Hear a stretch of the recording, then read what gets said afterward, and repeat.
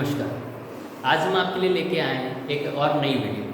पिछले काफ़ी समय से आप लोगों के लिए हम कोई वीडियो नहीं ले पाए, जिसका ये कारण है क्योंकि हमारी अभ्यास नॉलेज अब की क्लासेस रेगुलर बेसिस पर चल रही थी और पिछले 1.5 महीने से हम लोग free spoken English classes Ujjain में चला रहे हैं, जिसके अंतर्गत हमने लगभग 80 से ज़्यादा बच्चों को पढ़ाया।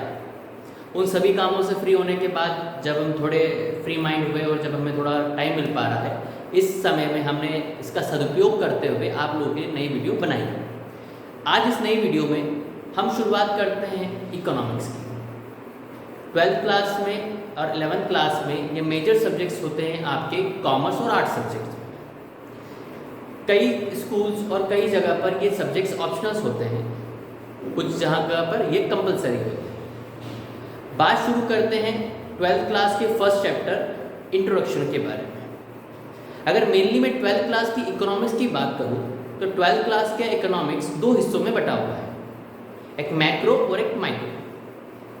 हम आज शुरुआत करेंगे माइक्रो इकोनॉमिक्स की।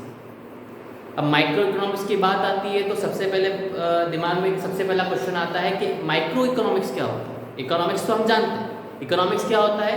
किसी भी चीज़ का प्रोडक्शन करना, किसी भी चीज़ का कंजप्शन करना और किसी भी चीज़ का एक्सचेंज करना।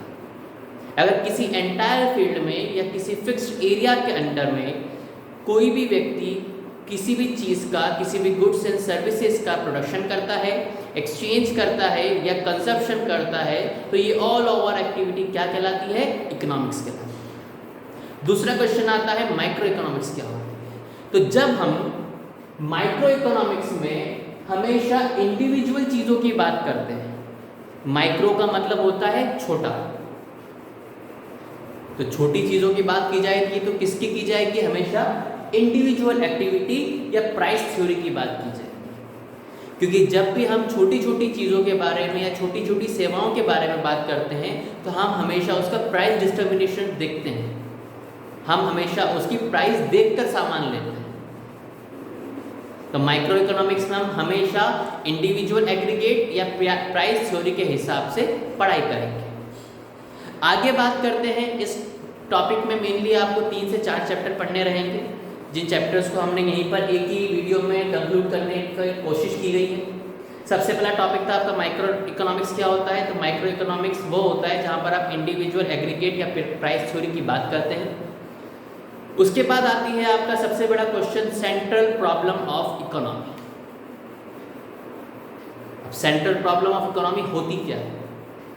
यह हम कह दें कि अर्थव्यवस्था की केंद्रीय समस्या है। तो केंद्र का मतलब पूरा देश। अब पूरे देश में ऐसी कौन सी समस्या है जो इकोनॉमिक्स में आ रही है और ये समस्याएं बन कैसे रही हैं?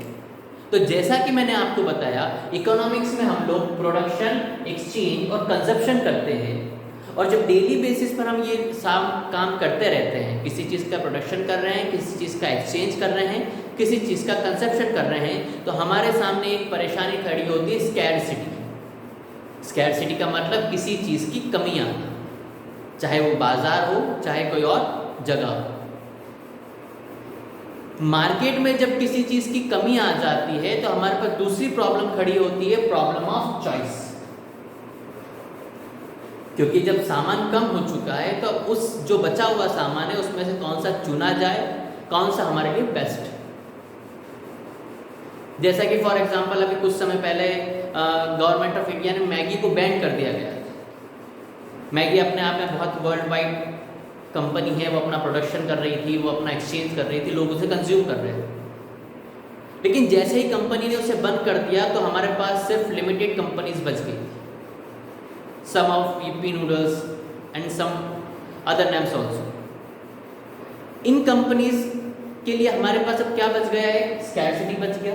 क्यों? क्योंकि कंपनियां कम बच गई थी और जैसे ही कंपनियां कम बची, अब हमारे पास नई प्रॉब्लम शुरू हुई, प्रॉब्लम ऑफ चॉइस की, कि जो बची हुई कंपनी है इनमें से हमारे लिए बेस्ट कौन सी।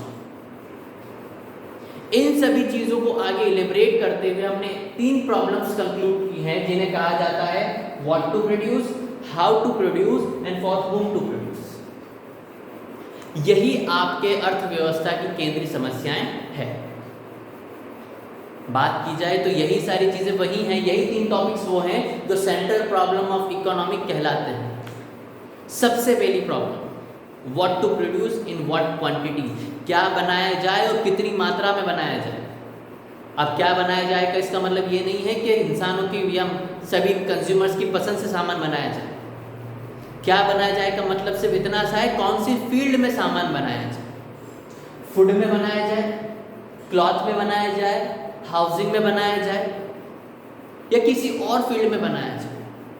कौन सी फील्ड की ज़रूरत किस व्यक्ति को ज़्यादा है या कंट्री में जितने लोग हैं उनमें से किस व्यक्ति को या किस समुदाय को कौन सी फील्ड की ज़रूरत ज़्यादा है, तो उसके हिसाब से सामान बनाया जाए। जैसा कि पिछले कुछ समय से हम लोग कोरोना काल से गुजर रहे हैं, उस समय पर हमारे यहाँ सबसे ज़्यादा ज़रूरत थी प्रोडक्शन की मेडिकल फील्ड में। अगर उस समय ये सेंट्रल प्रॉब्लम ऑफ इकोनॉमी देखी जाए तो व्हाट टू प्रोड्यूस में एक ही चीज़ आती है, सिर्फ और सिर्फ मेडिकल थिंग्स। दूसरी प्रॉब्लम ऑफ इकोनॉमी आती है हाउ टू प्रोड्यूस। आपने चलिए ठीक है, मैंने आपको एक प्रॉब्लम बता दी कि कोरोना काल में आपके पास प्रॉब्लम थी कि नहीं, हमको मेडिकल फील्ड्स वगैरह के मेडिकल के जितने भी इक्विपमेंट्स हैं उनकी टैबलेट्स हैं उनको ज़्यादा प्रोड्यूस करना रहेगा। अब दूसरी प्रॉब्लम आती है उन्हें बनाया कैसे जाए। हर मैन्युफैक्चरर के पास, हर प्रोड्यूसर के पास दो तरीके होते हैं किसी भी चीज़ को बनाने के। एक होता है ट्रेडिशनल मेथड और एक होता है टेक्नोलॉजिकल मेथड। ट्रेडिशनल मेथड में हम कह सकते हैं क्वालिटी ऑफ गुड्स एक जैसी रह सकती है लेकिन क्वांटिटी ऑफ गुड्स कम हो जाती है। क्यों? क्योंकि ट्रेडिशनल तरीके से बनाया जाता है तो बनने में काफ़ी समय लगता है। दूसरी टेक्नोलॉजिकल ग्रुप होता है आपका, जहाँ पर हम टेक्नोलॉजीज की मदद से, मशीनरीज की वजह से एक ही दिन में नंबर्स ऑफ यूनिट्स का प्रोडक्शन कर सकते हैं। तीसरी मेन प्रॉब्लम आती है फॉर whom टू प्रोड्यूस। पहली what to produce in what quantity, second how to produce और third for whom to produce, बनाया किसके लिए जाए। क्या जो आप सामान बना रहे हैं वो आपकी पब्लिक के लिए बहुत अच्छा है, हेल्दी है? कहीं आपके द्वारा ऐसा कोई सामान प्रोड्यूस नहीं किया जा रहा है जिससे आपके देश की पॉपुलेशन हार्म हो सके, अनहेल्दी हो सके, बीमार हो सके। यहाँ पर whom टू प्रोड्यूस में एक बात आती है कि जो आपने फाइनल गुड बनाया है वो किसके लिए बनाया गया है। जैसा कि अभी हमारे कोरोना काल में गवर्नमेंट ऑफ इंडिया के द्वारा वैक्सीन्स का निर्माण किया गया। जैसे कोरोना काल आया, गवर्नमेंट के दिमाग में सबसे पहला एक सवाल था कि क्या बनाया जाए जिससे इस बीमारी को ख़त्म किया जा सके। तो उसका एक तोड़ निकाला गया, एक ही सॉल्यूशन निकाला गया, कोरोना वैक्सीन। दूसरी प्रॉब्लम का solution how to produce. Government of India ने पूरी तरीके से टेक्नोलॉजीज बेस्ड तरीके से उन्होंने प्रोडक्शन किया। Third for whom to produce. For whom to produce का एक ही जवाब दूंगा, आप सभी को याद होगा कि गवर्नमेंट ऑफ इंडिया ने जब भी वैक्सीनेशन किया है अलग अलग कैटेगरी की एजेस के हिसाब से डिवाइड करके वैक्सीनेशन किया गया है। First of all 60+, second half में 45 to 60, थर्ड हाफ में 18 to 45 और फोर्थ हाफ में 12 to 18 वाले को रखा गया। कारण जो फाइनल गुड बनाया गया है वो कौन से एज ग्रुप के लिए बेटर है और किस समय पर बेटर है उसको ध्यान में रखकर काम किया जाए। तो यहाँ पर हमारी 3 प्रॉब्लम्स समाप्त होती है। अगले टॉपिक की ओर चलते हैं। जो हमारा अगला टॉपिक है वो है organisation of Indian economics activity. अब बात यहाँ पे की जाए तो ऑर्गेनाइजेशन ऑफ इकोनॉमिक एक्टिविटी क्या होती है, तो यहाँ पर 2 तरीके के टॉपिक्स आते हैं। एक आता है सेंट्रल प्लान्ड इकोनॉमी और एक आता है मार्केट प्लान्ड इकोनॉमी। आपको मेनली इन दोनों के हेडलाइन से समझ में आ रहा होगा कि इन टॉपिक्स का मतलब क्या है। सबसे पहली चीज सेंट्रल प्लान्ड इकोनॉमी, ऐसी इकोनॉमी, ऐसी अर्थव्यवस्था जिसके सारे रूल्स, रेगुलेशंस, पॉलिसी फॉर्मेशन किसके द्वारा किया जाता है, या तो सेंट्रल गवर्नमेंट के द्वारा या चीफ अथॉरिटी ऑफ इंडिया के द्वारा या किसी भी कंट्री के द्वारा। जब आपकी अर्थव्यवस्था का पूरा कंट्रोल आपके देश की सुप्रीम अथॉरिटी के पास रहे, सेंट्रल गवर्नमेंट के पास रहे कि किस चीज़ का भाव बढ़ाना है, किस चीज़ का भाव घटाना है, कौन सी वस्तु, कौन सी सेवाएं सस्ती मिलेगी या कौन सी महंगी मिलेगी, जब यह सारी चीज़ें सेंट्रल अथॉरिटी या गवर्नमेंट करने लग जाए तो उसे कहते हैं सेंट्रल प्लान्ड इकोनॉमी। दूसरा टॉपिक देखा जाता है वो है आपका मार्केट प्लान इकोनॉमी। इसी सेंट्रल प्लान इकोनॉमी की अपोजिट सेक्शन में देखें तो जब आपकी इकोनॉमी का कंट्रोल, आपके गुड्स एंड सर्विसेज के प्राइस का कंट्रोलेशन मार्केट की कंडीशन के हिसाब से होता है, तब वो कहलाता है मार्केट प्लान इकोनॉमी। अगला टॉपिक आपके इस चैप्टर में आता है पॉजिटिव एंड नॉर्मेटिव इकोनॉमिक्स। हम ये कह सकते हैं इस इंट्रोडक्शन वाले चैप्टर का यह लास्ट टॉपिक है। सबसे पहली बात आती है पॉजिटिव इकोनॉमिक्स की। तो पॉजिटिव और नॉर्मेटिव इकोनॉमिक्स हम देखेंगे कैसे, only on basis of demand and price. अगर मैं पॉजिटिव इकोनॉमिक्स की बात करता हूं तो जब किसी चीज की प्राइस बढ़ती है और किसी चीज की उसी के को देखकर किसी चीज की डिमांड घट जाती है, या फिर किसी चीज की प्राइस घट जाती है और उसी के वाइस वर्सा डिमांड बढ़ जाती है, तो वो पॉजिटिव इकोनॉमिक्स कहलाता है। यहाँ पर मैंने दो एरोज बताए हैं, एक एरो ऊपर जाता हुआ, एक एरो नीचे आता हुआ। तो जो एरो नीचे आ रहा है मतलब कम हो रहा है, और जो एरो ऊपर जा रहा है इसका मतलब ज़्यादा। नॉर्मल सी चीज़ है, हम ये सारी चीज़ें नॉर्मल प्रोडक्ट में करते हैं। जब किसी चीज़ का भाव कम हो जाता है तो हम उसे ज़्यादा खरीदने लग जाते हैं, और जब किसी चीज़ का भाव बढ़ जाता है तो हम उसे कम खरीदने लग जाते हैं। ये हमारे डेली फैमिलियर वर्क है, इसे हम कहते हैं पॉजिटिव इकोनॉमिक्स। दूसरा आता है नॉर्मेटिव इकोनॉमिक्स। नॉर्मेटिव इकोनॉमिक्स थोड़ा सा उल्टा होता है, मतलब जब किसी चीज़ की डिमांड घट रही है तो उसका पैसा बढ़ रहा है। ऐसा नहीं है कि पैसा बढ़ने के बाद डिमांड घटी है।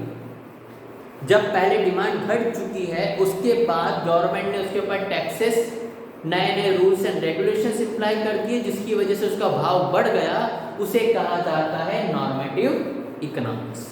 ये मेनली आपके अल्कोहल, लिक्विड, बेसिस या सिगरेट वाले प्रोडक्ट पर ज़्यादा होता है। ये सारे टॉपिक्स थे आपके first chapter of micro economics introduction class 12 के। एक बार फिर रिव्यू करते हैं कि हमने कौन से टॉपिक्स पढ़े हैं। सबसे पहली बात आती है माइक्रो इकोनॉमिक्स। तो माइक्रो इकोनॉमिक्स में हम लोग इंडिविजुअल एक्टिविटी और प्राइस थ्योरी के बारे में बात करते हैं। वहीं अगर हम बात करें मैक्रो इकोनॉमिक्स की तो यहाँ पर हम analysis of national aggregate and large area in macro economics, हम यहाँ पर जो भी जिस भी चीज़ की स्टडी करते हैं वो हमेशा लार्ज एरिया में करते हैं और नेशन वाइज करते हैं।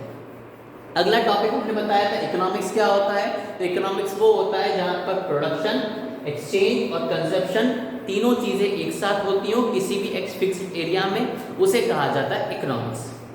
नेक्स्ट टॉपिक था आपका central problem economy. Central problem of economy के दो मेन कारण, scarcity and problem of choice. Scarcity क्यों बढ़ती है? जब आपके पास प्रोडक्शन, एक्सचेंज और कंजप्शन के लिए सामान कम बचा है या कम हो चुका है, और उसी की वजह से एक नई प्रॉब्लम खड़ी हो जाती है, प्रॉब्लम ऑफ चॉइस, कि इसमें से कौन सा चुना जाए, कौन सा हमारे लिए बेहतर है। इन्हीं को मद्देनजर तीन प्रॉब्लम खड़ी हुई थी, what to produce in what quantity, how to produce and for whom to produce. What to produce में क्या बनाया जाए, फूड बनाया जाए, क्लॉथ बनाया जाए, हाउस बनाया जाए, मेडिसिन बनाया जाए या किसी इक्विपमेंट्स को बनाया जाए। दूसरा हाउ टू प्रोड्यूस, कौन सी टेक्नोलॉजी इस्तेमाल की जाए, ट्रेडिशनल या हम कह सकते हैं जो आपकी मॉडर्न टेक्नोलॉजी। तीसरा आपका था फॉर होम टू प्रोड्यूस, आपने जो फाइनल गुड बनाया है वो किसके लिए बनाया है, वो लोग इस्तेमाल करेंगे या नहीं करेंगे। अगला टॉपिक हमने इसमें कंक्लूड किया था आपका ऑर्गेनाइजेशन ऑफ इकोनॉमिक एक्टिविटी, जिसमें हमने दो चीज़ें पढ़ी आपकी थी, central plan economy and market plan economy. Central plan economy वो इकोनॉमी जहाँ पर सारे rules, regulations and policies central government या सेंट्रल अथॉरिटी के पास रहती है, और पूरा इकोनॉमिक कंट्रोल आपकी मेन गवर्नमेंट या मेन अथॉरिटी के पास रहता है। दूसरी ओर हमने पढ़ा मार्केट इकोनॉमी, जहाँ पर आपकी इकोनॉमी का control, policy formations, rules and regulation formations सारे मार्केट की कंडीशन को देख कर किए जाते हैं, तो उसे कहा जाता है market plan economy. And last topic आपके इस चैप्टर का है आपका positive and normative economics. Positive economics वो जहाँ पर प्राइस बढ़ने से डिमांड घटती है और प्राइस घटने से डिमांड बढ़ती है। वहीं अपोजिट में देखा जाए नॉर्मेटिव इकोनॉमिक्स, जहाँ पर डिमांड घटने के बाद किसी चीज़ की प्राइस बढ़ती है, तो उसे कहा जाता है नॉर्मेटिव इकोनॉमिक्स। ये मुश्किल से 4 से 5 टॉपिक्स थे जो आपके फर्स्ट चैप्टर में कंक्लूड करना थे। हमने कोशिश की है कि आप लोगों को इन शॉर्ट लेक्चर से या शॉर्ट नोट से आपको ज़्यादा से ज़्यादा समझ में आ सके। डिस्क्रिप्टिव क्लासेस के लिए आप हमें ज्वाइन कर सकते हैं अभ्यास द नॉलेज ऑफ उज्जैन पर।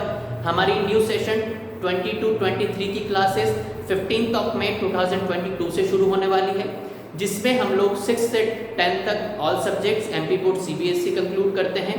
वहीं दूसरी ओर हम लोग 11th एंड 12th क्लासेस में arts and commerce CBSE MP board Hindi medium English medium की क्लासेस प्रोवाइड करते हैं। हमें खुशी होगी कि आप लोग हमसे जुड़े, ऐसे ही हमें जुड़े रहिएगा व्हाट्सएप चैनल, यूट्यूब चैनल पर भी। हमारी सोशल मीडियाज़ की लिंक्स आपको डिस्क्रिप्शन में दी हुई है। किसी भी प्रकार की क्वेरीज के लिए, किसी भी प्रकार के डाउट्स के लिए आप हमें मैसेज कर सकते हैं। इंस्टाग्राम, व्हाट्सएप, ट्विटर सभी की लिंक आपको प्रोवाइडेड है। आपको वीडियो कैसी लगी, आपको इसमें आपके डाउट्स क्लियर हुए या नहीं हुए, प्लीज़ कमेंट बॉक्स में ज़रूर बताइएगा, ताकि उसके बेसिस पर हम लोग हमारी नई वीडियो ला सकें। आशा करते हैं कि आप लोग सभी स्वस्थ रहेंगे और हेल्दी रहेंगे। इसी के साथ हम आज की हमारी वीडियो समाप्त करते हैं। Thank you so much.